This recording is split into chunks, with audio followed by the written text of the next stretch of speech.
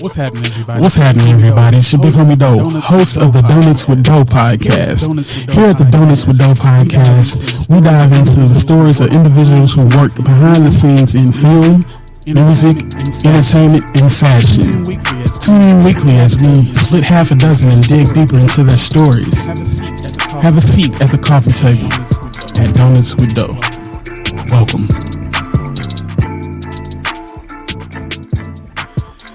Yes. We are back with another episode of Donuts with Do. And on today's episode, we have a very special guest, someone that is behind the scenes making everybody stylish, keeping everybody up to date on their fashion tips, keeping everybody's brand up to date on the internet and in your face. We have none other than Melissa Watkins, a.k.a. Fab Glance. Welcome to the podcast today. Thank you. And man, we'll just get right into it. I've known of you. It's been a minute. Like I think I remember meeting you at a Sneakers and Speakers event. Oh wow, that was a long time ago. Like the one that he had. What was that venue downtown? Not 12th and Porter. It was the other joint. Was it the one that was like outside, like the outside inside venue? In East Nashville? He had the one where he had that was the first. You're talking about like maybe the first one. Yeah, I think he had who was that? Smoke Dizzle was there. Yeah, I remember that. I can't. That was a minute. Anyway, that was a long time ago. Anyway, we here now. And, yes, and we here, and we're going to discuss everything that you've done in the city as far as building brands and working behind the scenes. And just to start out start it off real quick. Originally from New York. Yes. How does someone get from New York, as T.I. would say, to Nashville? How did your journey begin, and how did it bring you to the city? So basically, I wanted to go to a HBCU. That is basically what got me down to the South. So I was born in New York, raised in Massachusetts, and in our junior year, they do a Black college tour, and we just go down the East Coast. And this time in particular was the first time they went to Tennessee, and so we were all as like young adults like, what Black colleges are in Tennessee? We don't even think, do Black people live in Tennessee? Type of thing. And so I was dead set on saying I was going to go to Clark Atlanta. And we came to Tennessee. We went to Fisk first, no shade, and was like, oh, okay, Fisk is cute. And then we drove up to the Tennessee State's campus, and I was like, wow, this is an amazing campus. And then from what I knew about, we did a ton of research. Young people, they make you do all this research before you do things. And I was like, oh, Wilma Rudolph went here, and like Oprah went here, and I was like, okay, cool. And I was just like really in love with the campus. So it was it easily moved up to my top 5 HBCUs that I wanted to attend. And then when it was time to apply, my mom was like, I mean, that's really cute that you want to go all the way away, but you need to find some money to do so, like get some scholarships or something. And so TSU ended up giving me the most money, and it was in my top 5. And I was like, well, that's where I'm going. And I had this goal of being like, I want to be away from everyone I know, and I want to like build this new life and be away from everyone. So I was like one of 4 students from Massachusetts at Tennessee State when I got there. Oh, wow. That's crazy because I'm like, I ask everybody that, like, you skipped, because there's a lot of people that come on here that talk about HBCUs or whatever. I'm like, so you skipped Hampton University, Howard? Yes. All these schools. Yeah. Yeah. And you came to little old Tennessee. Well, and the thing about it was, I was a liberal arts major. I have a degree in English. So it didn't really, in that band, it didn't really matter where I went.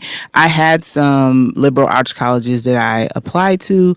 And at the end of the day, I still really wanted to be immersed in like Black culture. And being in the South is one of those places where you can get that. Being up North, I had like a lot of diversity, but I was like, I really, really, really want to be immersed in some like HBCU culture. And like I said, my other like very youthful immature mind was like, I don't want to go anywhere where anyone from my city went to. So all those schools that you just said, Hampton, Howard, there were tons of my classmates going to those places. I was like, I don't want to go in. I want to walk onto a campus and I just be new Melissa. And that was it. That was my biggest goal. And that, I came down to Nashville, and I didn't know a lot about Nashville for the 4 years I was here because I always went back home. Like, I was always just like every break I was just going home. What made me fall in love with Nashville was I got an internship after college that was very community based, and I had to like go around the city all the time doing like all these projects and stuff. And I was like, oh, Nashville's cool. Oh, okay, this is nice. And that's what made me stay in Nashville. And can we backtrack a little bit? Tell me a bit about your upbringing. Did you have siblings?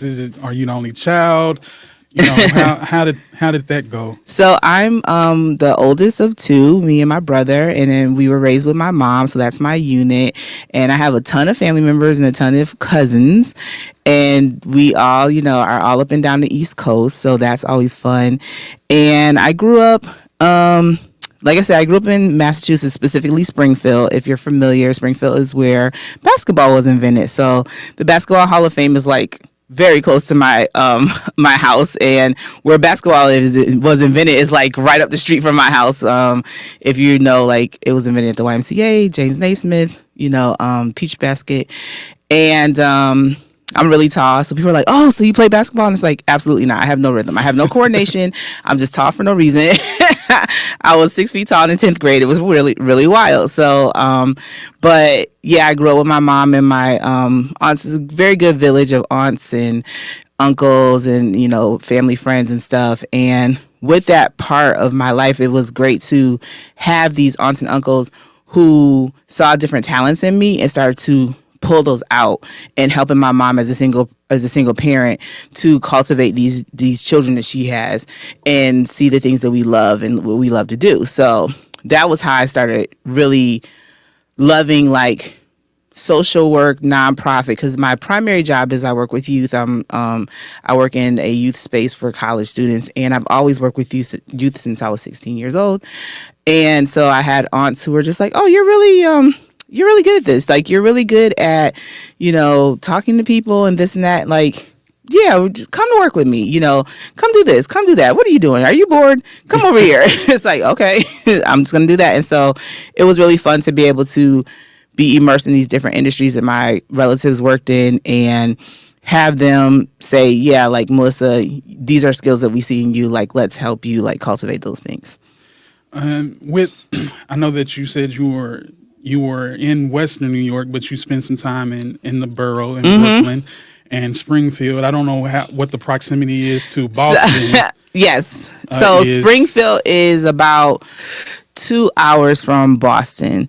And is when people think of the Northeast, they're thinking of like Boston, New York City, and maybe like Philly, you know what I'm saying? So they're like, but everything's really, really close. So when you meet someone from up north, if they're not specifically from a like borough, we're just gonna be like, well, we'll just melt into like, here's a bigger thing. Because once you start describing location to people don't do maps. They're like, what? Where is it? Is it close to this? And you're like, yeah, that's it. Just put that in your head. That's where I'm from. So yeah, but Springfield is about 2.5 hours from New York City proper. So you always had this very New York influence in my life. I've always had that very New York influence because either they're always coming out of New York City to go somewhere where it's like a lot cheaper and, more calm down. And so you just, your teachers are like, oh, I'm from here. I'm from Boston, or I'm from the Bronx, or I'm from here, these different places. And so those were always influences in my life. And then my mom still had family members and friends. So like in summers, we'd go to festivals and things of that nature in like Brooklyn and stuff.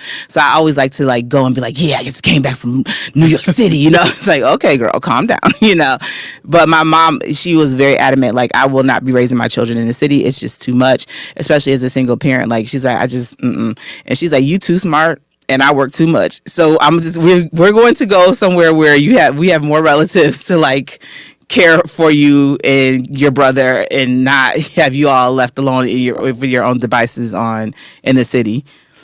So were you the traditional big sister? Were you very protective of No.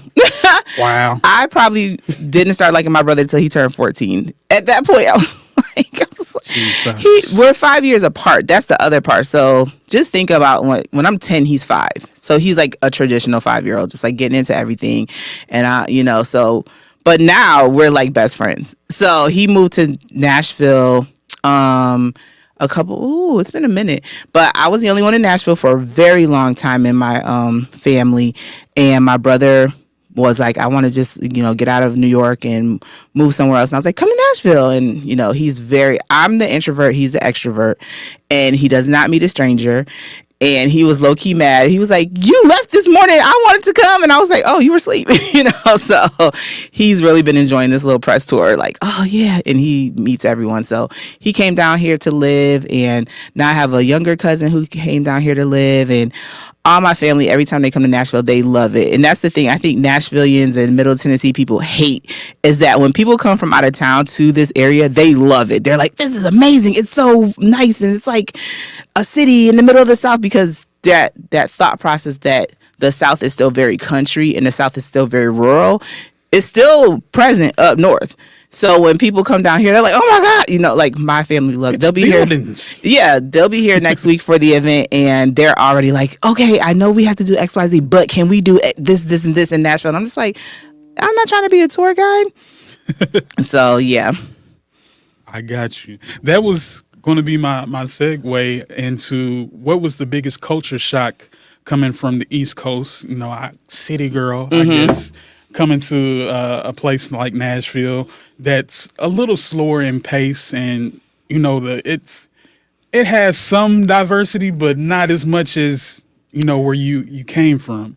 My biggest culture shock was the lack of public transportation. I think that was the number one thing. Because once we did the tour and then we came back again to like visit the city and all that. That was the biggest thing, coming from up north and from a city that had really great public transportation. That was what really struck me, because I was like, do I need a car? Like, it was just like, what? So that was probably number one. And as a resident of Tennessee, that's still one of the things I'm like, we need public transportation. It not only helps your city, but it helps your citizens to be better workers and employers if they can get to places. And that really sucks that Tennessee, or Nashville specifically, cannot settle on some better public transportation. So that was number one. Number two was the lack of cultures. Growing up north, it was a melting pot. So it's like, it wasn't just like Spanish. It was like, what Hispanic origin are you? It's like everybody is not from, just insert one, Hispanic culture, or everyone's not from one Caribbean area. And that was a lot. And then the food, because we had so many cultures up north, it was very interesting to come down here and be like, so there's just like a meat and 3. Okay. So where's like Jamaican food, and where's Dominican food, and like, y'all's Chinese food looks a little bland, so wow. Those are the things, that were a culture shock. The people, I say it was more me being from up north and not being a person who was like friendly, or like, just as soon as you see people like, hey, how you doing? You're just like, oh, whoa, that's a lot. Pressure breaks. You're doing a lot. So I was very northern when I came down. I was very New York, like, yo, just like put my headphones on, just keep on walking, that's walk. Yeah, and it's just like, y'all doing too much, type of thing. So that was probably a bigger thing, because I was like, you guys are friendly, but it's a fake familiarity that I don't like. And so I still was always like, but I don't know you. So that was probably a big area of contention for like gaining friends when I came down here, was me being like, I don't really know you. Like, why are you guys acting like everyone's friends just because we're sitting here? No, that's not how that works. So those were my top 3 like culture shocks when I got down here. Man. Okay, so we're going to get a little bit into the fashion, because it says in your bio that your mom gifted you some Nike Blazers. Yes. Some pink satin. So she not only, got you in style, but she gave you some, unique. Yes. With the satin joints. Yes. So would you say that was like your introduction to fashion? Or? That was my start. That was, I come from a very stylish family, and we're very tall. And so it was very interesting to watch my aunts and uncles dress because we were quote unquote outside of the norm of our height and stature. So to be around people who were just like really stylish, but they're like really tall or they're plus size, it was just like, okay, we come from a stylish family. So the one thing I always tell people when I've answered all these questions about why do you love sneakers is that having a pair of sneakers is one of those equalizing pieces of fashion. Every single person can fit a pair of sneakers. Every single person can't fit things coming down the runway, even though you may love it. And that sucks because fashion is annoying in that way that everyone can't get by or have access to the things that are beautiful and lovely. But sneakers, that is where we start to have a great equalizer. And not even, and people are like, shoes. I'm like, no, not even shoes, sneakers. Because I can see a pair of heels, but I'm a woman who has a size 12 foot. Heels don't usually go past a 10 and a half, maybe 11 if you're fancy. But sneakers, I can usually find a pair of sneakers that I like. And so when my mom at the time, my mom will always tell everyone, I could not control Melissa, especially when it came to fashion. She can control me in other things, but I was very expressive. I wasn't talkative, but I was expressive in what I wanted to wear. So she just started being like, as long as you look good, here's some rules, or we're going to church, you must wear a dress. I'm like, okay, I can wear a dress. Cool. Here's all my dresses. I'm going to come up with an outfit. So that year, I remember it was back to school time. That's how your parents, you get like 3 pairs of sneakers a year. You get like a pair for your birthday, back to school, maybe Christmas. And me and my cousin were. Yeah, my son is my production assistant. So I'm just trying. You hear that? That's not how it works anymore. I'm here for the children and get them all the sneakers they want. But no, me and my cousin were able to go to the store and buy the same pair of sneakers. And that made me feel good because I was like, I get to be like everyone else. And when you're a young adult, that's very important to be able to be and have things that other people you see have. And I know that annoys parents all the time because you don't need to be like everybody. And it's like, okay, girl, you don't go to school with me. You don't know the trouble I've seen. So being able to get the same pair of sneakers as my older cousin, who I thought was so cool, and she picked out the blazers, and I was like, can I get these too, Mom? I remember they're like pink satin with white swoosh. And my mom was like, well, you can't wear them till the first day of school. And I think it was probably like August, and the school of North don't start to like the middle of September. And I was just like, so what am I supposed to do with these fresh pair of sneakers? I can't show the neighborhood. And my mom was like, no, you're not getting these things dirty. You're going to have attitude if they are dirty. And so I legitimately slept in those sneakers. I slept in she was like, you can't go outside with them. You can wear them in the house. Bet I would be in this house 24 hours. Oh, wow. And I would sleep in these shoes. And I would stand at the door and hold court and be like, look at my shoes. And I literally, and my mom, it's one of my mom's favorite stories. She's like, you really stood at the door, called your friends up to the door and be like, look at my sneakers. Wow. And she said, I remember going up to your room and you were knocked out sleep with the shoes on. Hanging off the bed. They were just hanging off the bed. And that was when I was like, I think that's probably what put the seed in my head was like, yeah, sneakers. Like, I had the same ones as my cousins. All my friends thought they were cool. I'm cool. It didn't matter what else was I had on. I had the shoes. I had the shoes that everybody had. And back then, were there any brands that stood out to you or anything that you favored in particular as far as just fashion or branding? At that age, I think I was like 7 or 8 at that age. So at that time, it was like, I wanted a pair of Roos. I wanted a pair of kangaroos so bad. Wow. I wanted that little coin pocket on my tongue and my shoes so bad. And my mom was like, absolutely not. So I think that was like one of my like as a little kid, like that seems cool. I could put 2 quarters in there. Like I go to the store. And then as I got older, of course, and was like a middle school, it was like LA Gears that lit up. Oh my, I remember we went on vacation to Virginia Beach and I was like, Mom, I don't want anything. I don't want to do anything. All I want to do is like take my vacation money and buy some LA Gears. And she was like, girl, like there's so much stuff that we're going to do this weekend. I don't care. You don't have to spend anything. I told her, I was sitting in this hotel room all week long. You don't have to spend any money on me. I just want a pair of LA Gears with lights on them. Never got them because she was like, the lights situation, they're going to go out. And I think you had to buy new cartridges all the time. And she was just like, no, that's not happening. So I didn't get those, but like I could think of like LA Gears, there were like, I did want the Patrick Ewins with the I wanted a pair of Patrick Ewins so bad because I was in New York, and I was like, I want those, and she was like, those look like boy shoes, and I was like, I don't care, like, you know, it's just always this like fight of like, I don't care.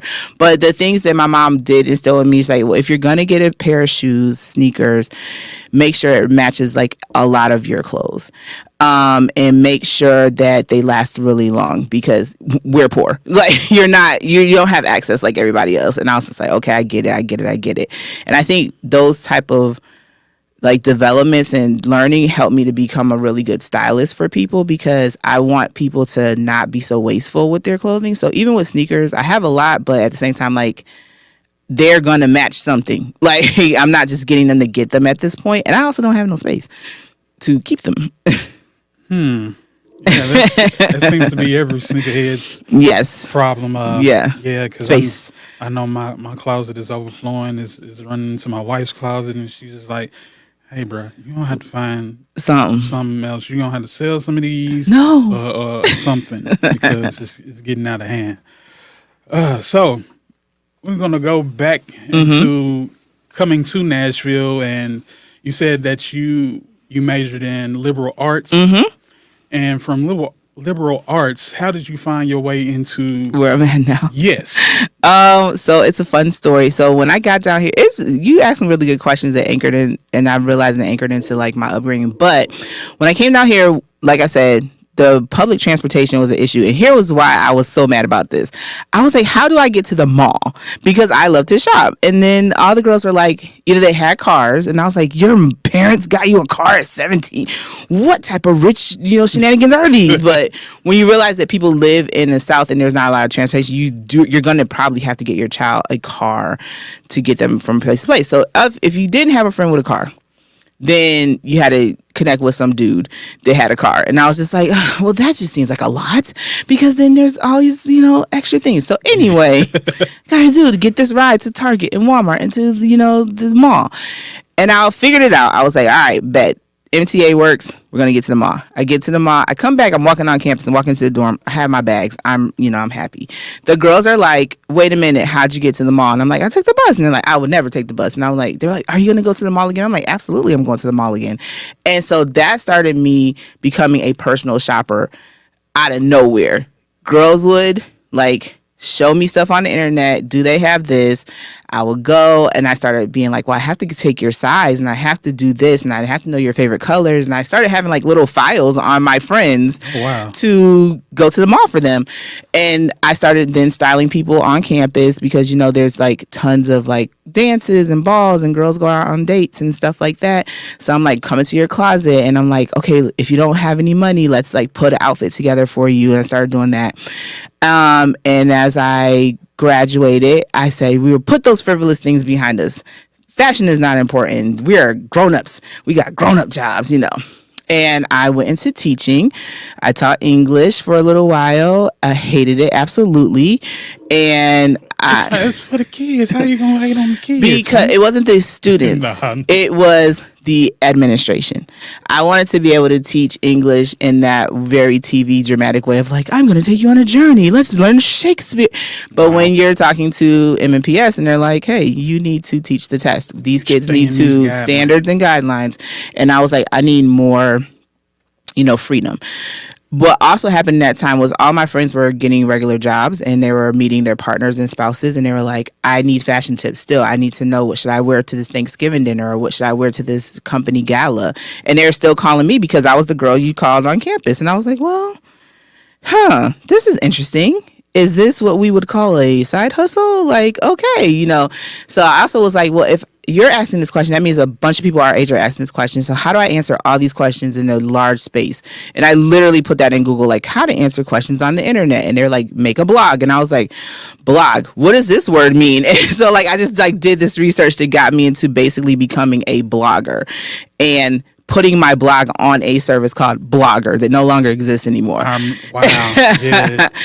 And I was like, oh, so that's I just sporadically became a blogger and had a side hustle of dressing people, being a personal stylist. that is how I got into the game, and it supplemented my income because I still wanted to work in the community and I still wanted to work with young adults. And as you know, no one wants to pay people who work in the community, and no one wants to pay people who work with young adults. Who cares about it? They'll be fine. They'll be grown-ups and they'll be fine. It's like, who's going to cultivate them? So that was my supplemental job, and it also fed my passion of fashion and working with people and helping people feel their best and feel included and feel comfortable when they walk into spaces, because that's always a foundational core of what I do. Is like, I want people to feel comfortable. Even when I'm working with students, I'm like, how do you feel about this decision? So that's why I did it. And so you were speaking on the start of Fab Glance. And can you give us a little behind the scenes story of where the name actually came from, and why did you decide to stick with that? And Yes. So Fab Glance means fabulous glance, and what it meant to me was, it was something I taught taught and still tell people, is that people pay attention to you, but it's only fleeting. So it's a glance. Like, you'll look at someone and be like, oh, that's a nice shirt. And then you're just done. Like, you're done with that. And so when we're getting dressed, we're so focused and sometimes thinking that it's going to be ugly or people are not going to like it. And you're thinking that people are literally looking at you for like tens and tens of minutes, and usually it's like bro, it ain't about 20 seconds, unless you're like on stage, and that's a different thought process. Yes, you should be concerned, but if it's just like going to work, trying out a new shirt that you never tried before, it's probably about a 10-second, like, oh, look, Rodney has on a plaid shirt today, he don't never wear plaid. Good for Rodney. And then like they just keep on going. So fabulous glance, you just want to look fabulous at a glance, and that was what it was. And for a really long time on the internet, I wasn't the face of my blog. It was just me answering fashion questions, reviewing fashion shows, and telling people what trends were, because I felt like people made fashion so hard to conceive. And it's not that hard when you know what you're looking at. And you see fashion, we all see fashion shows, and it's like, oh, this person has like a puppy on their head and this and that. And you're like, okay, so let's like smooth that away. And like, what are we seeing? Is it accessories? Is it a color scheme? Is it a color story? Is it a trend story? Is it some sort of accessory story? That's how I can break that down for people, and then make them not feel so like, oh, this is so overwhelming to me. And they're like, oh, okay, I get it now. Thank you.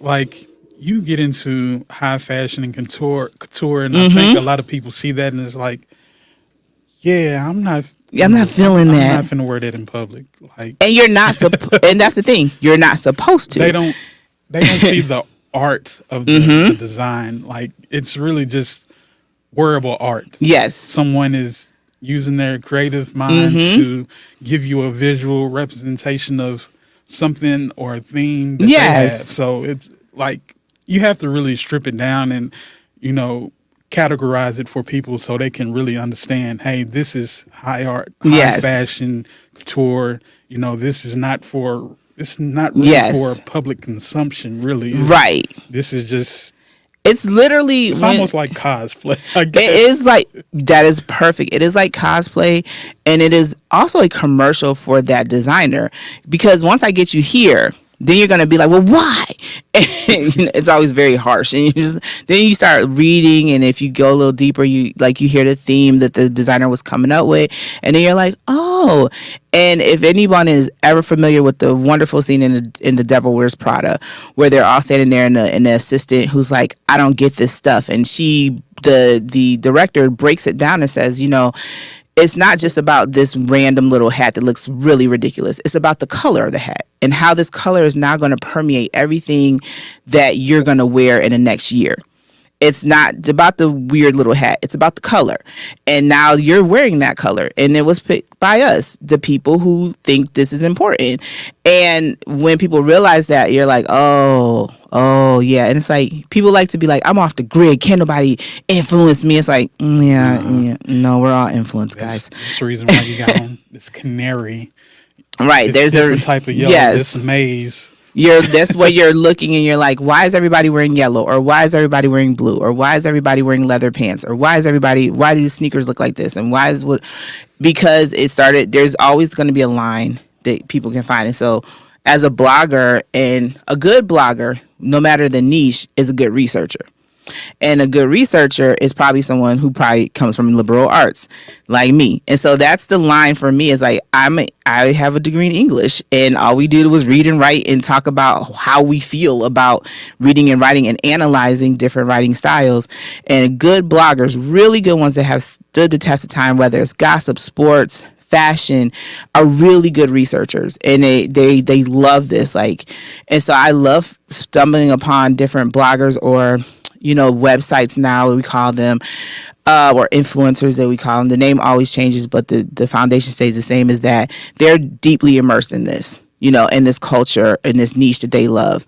And I want to tell me more about it. Tell me about your niche. That's why those people are much more, they have longevity, and we get real spicy when you're like, oh, you just a blogger? Like, do you understand how much work goes into being a blogger for insert whatever niche or insert whatever subject? And when I have friends who are like really into video games, and I'm just like, tell me more. Like, why is this one more important than this one? Why is the game, what's the gameplay feel like? Like, tell me about this. But that's because I'm a researcher at heart, so I want to know. So, being a blogger is you'll see why people fall off, because once people start testing your gangster, you need to know. You need to know why stuff happens. Right. And can we talk a little bit about, I think I want to call it like a transition from blogger to influencer, because a lot of people, like you said, started off as bloggers, and now it's a new term, influencers. And now we're even past influencers. We're content creators now. Yeah. So can you just elaborate on that journey? Because I think you kind of started at the beginning where, people, started blogs on Blogger, WordPress, and things of that nature. Yeah. And how those people, some of those people now are the biggest influencers or content creators now. So could you speak to that sentiment, just to, how we got to where we're at right now in the digital media space? It's a lot of different factors, but I feel like the biggest one is the push for visual content. When I was a blogger, people liked to read. We were still in a newspaper magazine age. So my goal back then in 2008 when I started my blog was to be in a magazine. Like, that was my own. I didn't care about having followers or anything like that. I was like, I want to be in a magazine. I want to be quoted in New York Times. I want to be a thought leader. And because that was still important, if you can get your artist or, your content into a big name newspaper, that was it. That was the big deal. And then we didn't know how important social media would be. We knew it was coming. We didn't have a name for it, but we didn't understand. And once, I want to say it was Tila Tequila reached 1 million followers on MySpace. That is when brands and companies started saying, oh, shoot, we can monetize this online situation. Because if you come from a different time, we've been online for a minute. AOL, chat rooms, Yahoo chat rooms, all that kind of, like, I come from that space. And that's why blogging became easy for me, because I came from, building out like your own page on like Black Planet, or building out your page on, I want to make my signature sparkle. How do you do that? There wasn't a place where you could just like copy and paste and like put that thing there. Like, you had to know the code to make your name sparkle, or make your, I was on like duck down pages, and I was on like OK Player, and I was like, how did he make his, he left his little comment. And so moving forward into MySpace, building out pages and making your MySpace look amazing. Remember, like back in the day, it's like there was like certain people that just like, can you do my page? Can you make mine look good? So once brands started to realize like this era of young people really utilize like digital space, how can we monetize that? And that's when you started seeing all these like platforms pop up. So we have Facebook, and then came Twitter, and then came Instagram. And Instagram was the one that flipped the script, because at the time Instagram was created was when we had our phone wars, and the iPhone was really walking into a space that was saying like visually your phone needs to look beautiful, and the things that people look at on this phone should be beautiful. So your little page, your little service, it's just a bunch of words, that ain't beautiful. You know what's beautiful? Pictures. And so that's what also changed the blogger space, because people were like, oh, I don't gotta read. Oh, awesome, great, because I could just look at pictures and come up with an opinion. And that is when you start to see the shift. And when you think about American education system, which goes back to me being an English teacher, a lot of people read on a 7th grade level. So once you take away the having to read and be like, here's a picture, here's a video, people are like, great, I want that. I don't want those words. Now, that's how people became from bloggers and writing. Like, I could write a 500-piece blog, 500-word blog in the morning before I went to work and come back and have all these views and reads and comments and all this kind of stuff. And I started to notice like it was getting lower and lower and lower, and then nobody. So I started doing more pictures in between these words, and then it started to become personality based, because now people were like, I have so much access to so much internet. Who is the person that's writing those things? And that was where I had to make a hard decision to be like, do I want to be on the internet? Because at that point I wasn't. My face was not associated with my name of my blog. And I had a mentor at the time who was like, you should, because you're really tall and you're plus size, and there's a lot of women who probably want to see themselves on the internet. And I was like, man, you know, the internet is wild. Right. I don't want nobody talking crazy about me, blah, blah, blah. But that's how I learned. That's then started me learning what digital strategy was and how to present yourself in a large space on the internet, where you're left in your words and your who you are is in the middle of the night. Somebody's at 3 a.m. just looking at you and making an assumption, and they're not going to ask you any questions. So I started figuring out my core digital values. What are the 3 or 4 things I'm always going to share over and over and over again ad nauseum? Those are the things that people know most about me. And anything else, I don't have to share. And so once you figure that out as a content creator, it makes life a lot easier. Yeah, go ahead and take them notes. And so that's how people started going less into blogging, more into content creation, influencing. And it was really people, the bigger companies, saying this is how we make money. Also, it's cheaper. You can pay a influencer a pretty face this much money, or you could build a brand campaign that costs this much money, this exorbitant amount of money. This person has, going back to the Tila Tequila, she got 1 million followers. Our brand does not have 1 million followers. Our brand does not even see 1 million people hit our website in a 24-hour period. We're going to give her money and tell her to say it. And that's it. And so once people start realizing that, we're going to chase the money. And that's when everybody's like, I can be an influencer. I'm better than her. I'm better than him. I'm better than that person. Blah, blah, blah, blah. And so it was interesting. And it was what I liked. What was interesting for me to watch artists have to do this. Because they were like, I make the music or I make the movie. And it's like, well, it's not enough. You need to have an online presence. And, so that's how those transitions started. And once something becomes common and becomes unpopular, and so people start to demonize it and be like, well, you're just a blogger. It's like, okay, bam. All right, now I'm an influencer. And it's popular and everybody, you're just an influencer. All right, cool. I'm a content creator. And that's how but each step means way more skills. Way more skills. When I was a blogger, just write the words, copy and paste the pictures, call it a great day. After a while, you couldn't just do that. You had to be able to do camera work. You had to be able to do this. You had to be able to do all these other things. You had to be able to know these analytics. You had to be able to spout them off in like 2.7 seconds. And that's where I start to say, you'll know who is about this life and who's not about this life if I can ask you, like, what's your bounce rate on your website? What? What's your blah, blah, blah? And they're like, huh? And so we're going to get into these brands that you just mentioned that, they follow influencers and try to develop their marketing campaign based around those people. And it says that you have worked with over 30 brands. Yeah. I'll just name a few of the bigger ones: Fabletics, Lane Bryant, Torrid, Nashville Fashion Week. How did you find your way in these spaces to even be in front of these brands, and how was working with those brands, and how did you develop these relationships?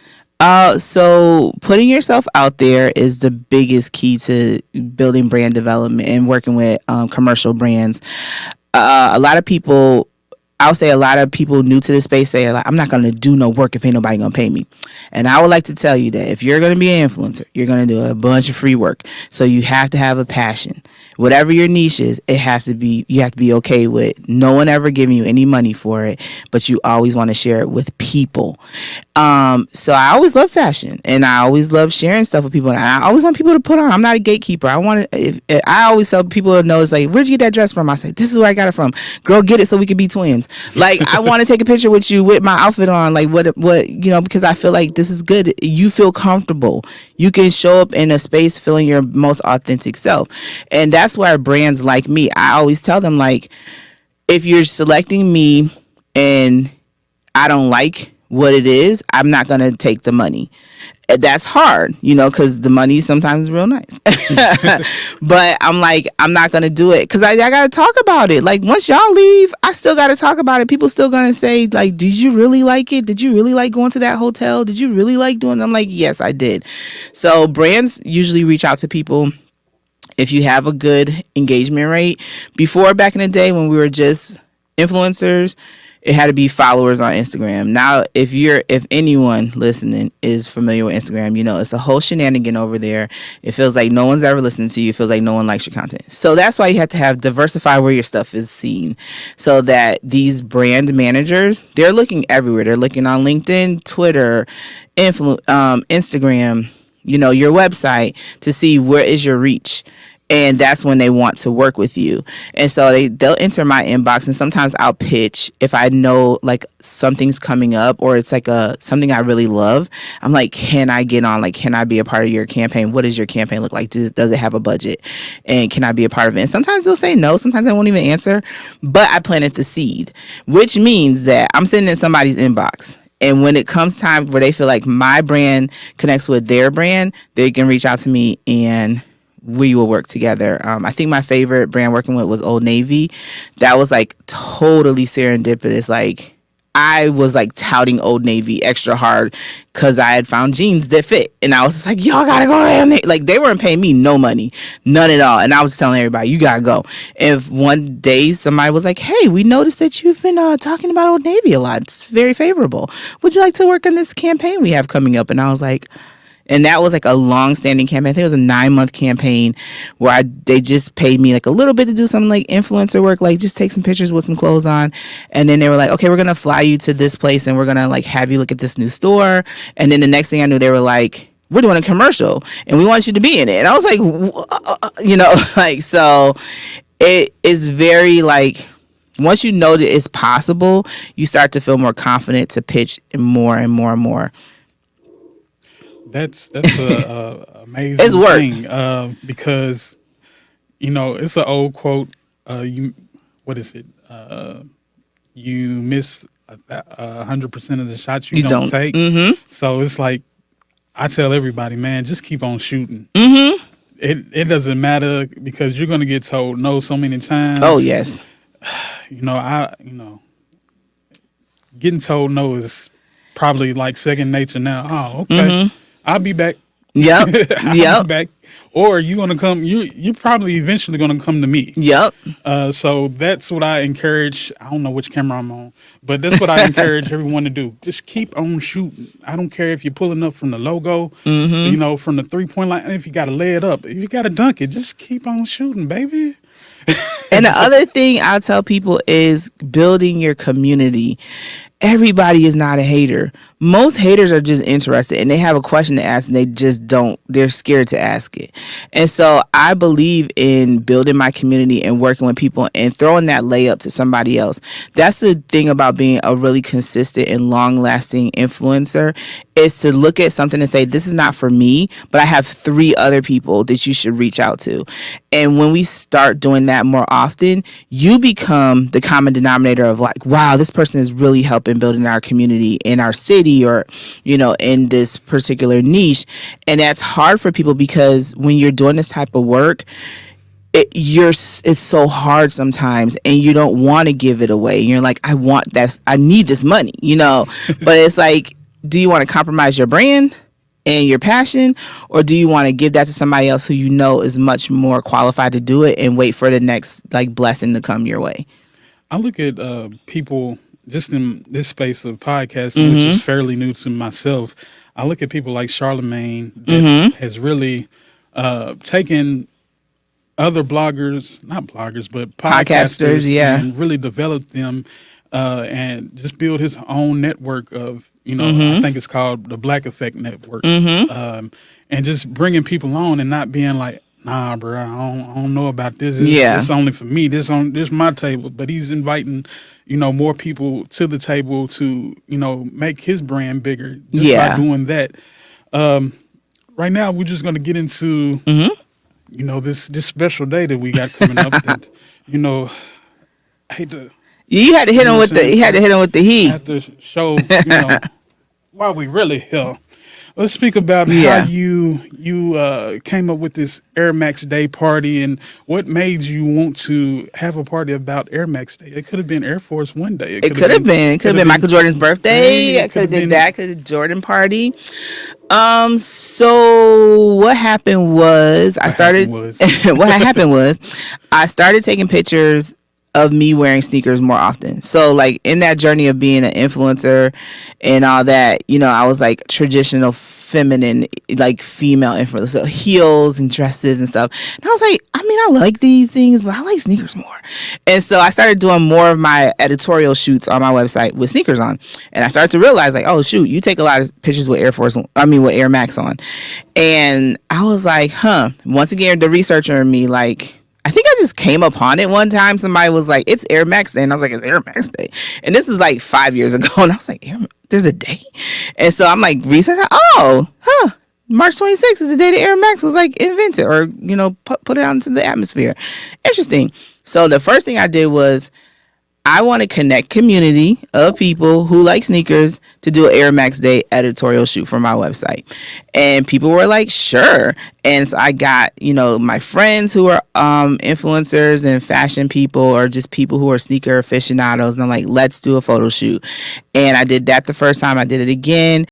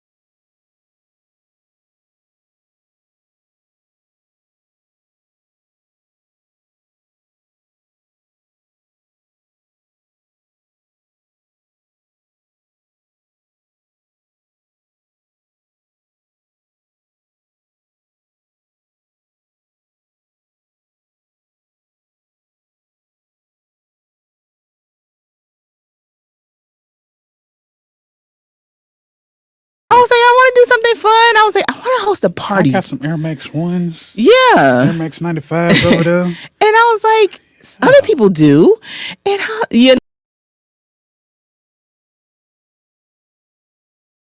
people want to have all this extra stuff. It's like, do you want to do it as fun? Do you feel like you have the resources? And if you don't have the resources, do you feel like you have the community to help you build it? It may be small. The first one may be small. The second one's going to be bigger. The third one's going to hit. So that's how I wanted to do it. And I was like, at the end of the day, I'm a content creator. I'm going to have so much content after this. I'm going to meet so many people. So many people are going to connect through this event.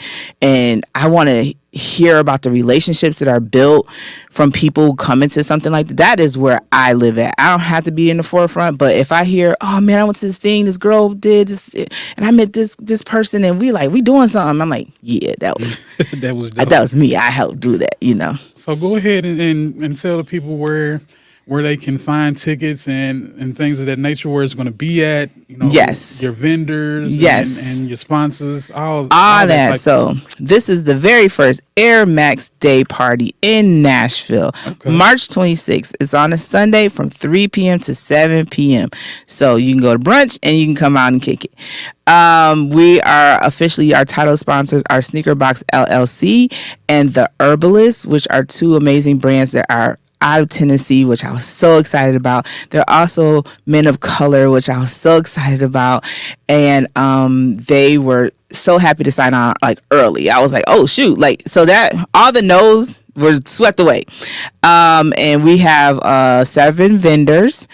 And we have a panel discussion that is going to be titled the gentrification of sneaker culture, which is very I know my publicist said, do you want to you want that to be the title? And I was like, yeah, it gets people going. Yeah, this is gonna be a good one. You just yeah, I ain't even gonna say the gentrification, but you know, I think I got into a little discussion about just hype beast in general. On a couple of podcasts, just even talking about like the panda dunks and just dunks in general. I remember you could get a pair of dunks at Journeys and they was on sale. Like, but anyway, yeah, we could go deep in that. But yeah, so we're gonna have a panel discussion. We're gonna have vendors. We're gonna have content activations because, you know, I'm an influencer at heart. We have 4 photographers who will be around the venue. You know, if you want to get some content for your website, for your blog, for your Instagram, what else? For your TikTok, we got the people there for you. What else is it? Oh, we have an amazing DJ Crop Tot. You know, she always keeps the party going, and it's gonna be fun. And we're like, it's in East Nashville, 604 Gallatin Avenue, East Nashville, and we're right in front of this beautiful balloon mural. So when I tell you pictures on pictures, feel really comfortable. Feel your dopeness, your flyness when you come out that day. Like, put on your best look and be ready to get snapped up. And we have 2 sneaker vendors. So Sneaker Box LLC is not just our title sponsor, but they are also going to be vending and having a table at the event. So you can buy shoes. And then we have 615 Kicks. They're going to be at the event as well. You can buy shoes. We have Threads and Dreads, which is a Guyanian creator, designer.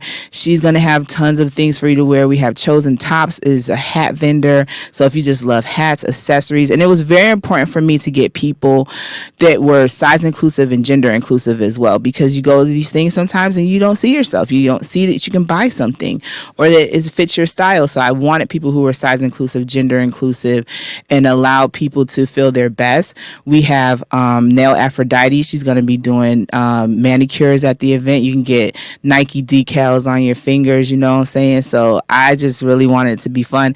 And I had another interview with the Tennessee Tribune, and he said, in your bio, you say you're an introvert. How do you host a party? I said, introverts host the best parties because there's always something to do. You don't have to talk to anyone. You can just do your own thing. And that is why in every corner of this space, there's going to be something for you to do. And you don't have to feel uncomfortable if you want to come by yourself. Tickets are available on Eventbrite. We are easily selling out. We're going to sell out. I did not expect this much popularity. I expected 50 people, maybe. You know, I expected a little small. But it's a new venue in Nashville, so it's going to be really great. That was important to me, too. I wanted to show other brands, creators, and people. That there's another venue here. It's a Black-owned venue as well, so you can do a lot with this very beautiful space. And yeah, it's gonna be fun. I'm excited. Yes, and Donuts with Dough will also be We'll be in the building for you to stop by and come kick your Yes. story. I know if you've been a follower of the podcast, you remember this little segment that I had. I was just talking about my passion for certain sneakers, and yeah, we want you to come by and tell us and they are an official sponsor. Donuts with Dough is an official sponsor as well. And how you fell in love with that Air Max 95, like I said. Yes. Yes. It's a classic, Yeah, so come by, share it.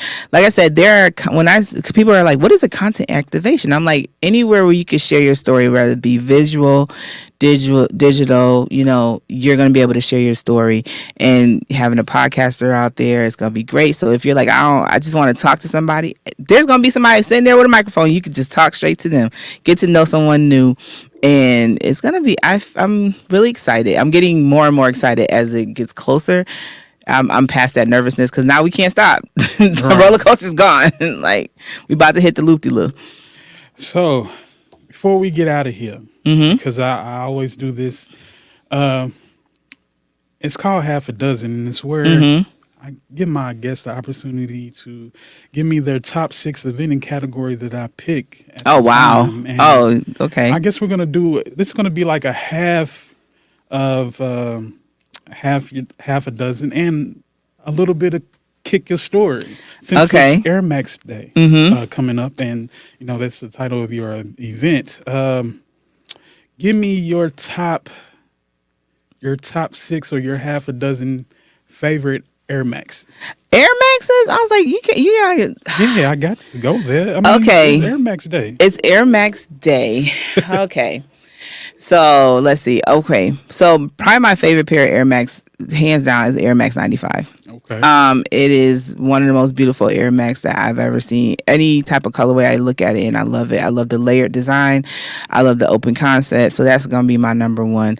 Coming in a close second is going to be the 97, but specifically the Silver Bullet. And the only reason why I like the Silver Bullet is the very first sneaker I purchased on my own that was over $100. Like, that was my investment piece. I was like, wow. I remember I worked my summer camp counselor job, and I was like, okay, this is a lot of money.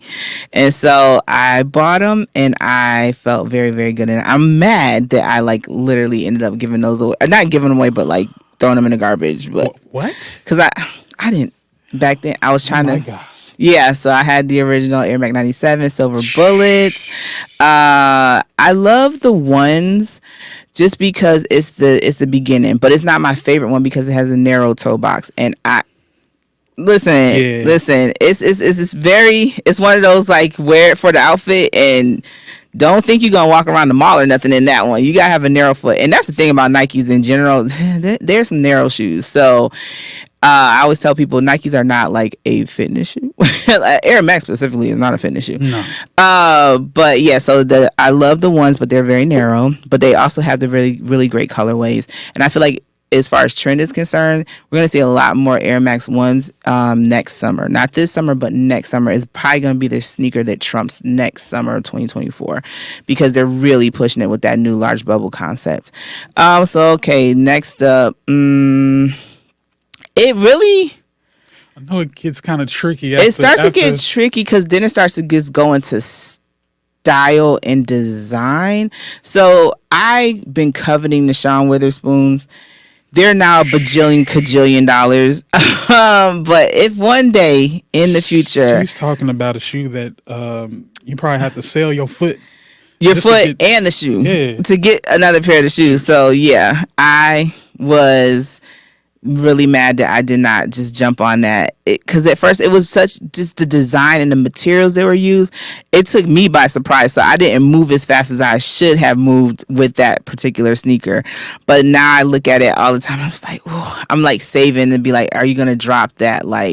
Is this gonna be your grail, top of the line grail for you? And back to the Air Max. I think so. That'd be my 5. That was my 4. My 5 would be back to the 95, but the neon tags, neon green tags specifically. I don't know when they're going to bring it back out again. Like, they've done the blue, they've done the hyper red. I have the orange tags, but I want the neon green, and they just won't do it. I think it's gonna come on down the pipeline. I say give it a couple, probably about 2 more years. Yeah. Because we in 23, 25, 95. Yeah. It may be that one. So that neon green tag, if you got it, the plug got it, give it to me. And then after that, I love the look of the Vapor Max. That would probably be my 6th one. Even though I feel like the construction is real tricky if you go over a certain weight category. I mean, it's conceptually, it's a beautiful shoe. Also, conceptually, I'm gonna add a bonus that the Terrascapes that they've been launching lately, those look good. I like, because it gives that Balenciaga feel of the big sneaker that's like over manufactured and over designed, right, but it still has that Nike sleekness to it. So that's another one that I really enjoy looking at. But yeah, the Vapor Max is gonna get me. I would have put the 270 before the Vapor Max, but that 270 is like wearing a heel. It's so that incline from that big old bubble at the back, you gotta have a certain type of foot and calf. That's for young people. I'm of a certain age, you know. It's for young people who don't care about their knees and they just want to look fly, you know. The Vapor Max has had to grow on me. I'm so used to just the traditional bubble. Yeah. That when I seen the Vapor Max, I'm like, oh, you're like, the whole sole is the bubble? Like, that's the... But once I saw it in this neon orange color, I was like, that's kind of nice.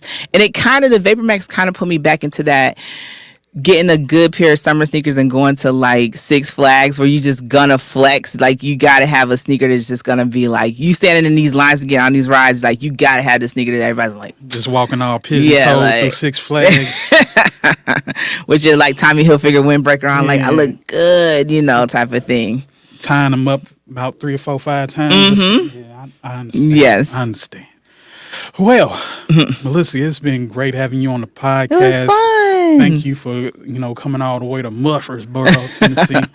A lot of people, they talk about Rutherford County, they be like, it's kind of far. It's kind of far, guys. That's the. I could just go to Chattanooga at this point. Right. I used to tell people that, like, yeah, I'm coming from Chattanooga. They're like, oh, you not? Like, man, living in Murfreesboro, you might as well be. But man, before you get out of here, run down all your socials, where they can find you, where they can find out about the Air Max Day and everything else that you have going on. All right, so you can find me on the internet as Fab Glance everywhere on every social media profile. FABGLANCE, Fab Glance. You can find me on fabglance.com for all of my style articles. The Air Max Day Party is officially at Air Max Day Party on Instagram. We are also on Eventbrite, and that is Air Max Day Party 23 at .eventbrite.com. You can get some tickets there. We have an event page on Facebook. We all over the place. And you can find me on Instagram if you just want to follow Melissa, the creative person, Fab Glance on Instagram. And I talk about social media, sneakers, and style. I also do one-on-one social media management and digital strategy sessions for people who are really wanting to get into this space and maximize their niche understanding. Yes, ma'am. Yes, ma'am. And you can find us, me, Donuts with Dough, at Donuts with Dough on everything, from Instagram to Twitter to Facebook. You can follow my own personal brand, I Am Dough. That's at I Am Dough. That's D.O.U.G.H.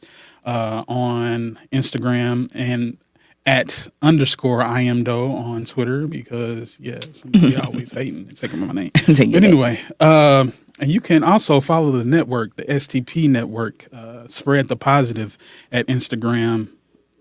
Well, at Spread the Positive. You can follow To the Moon Creative, where we at, this nice studio setup at TTM Creative on IG.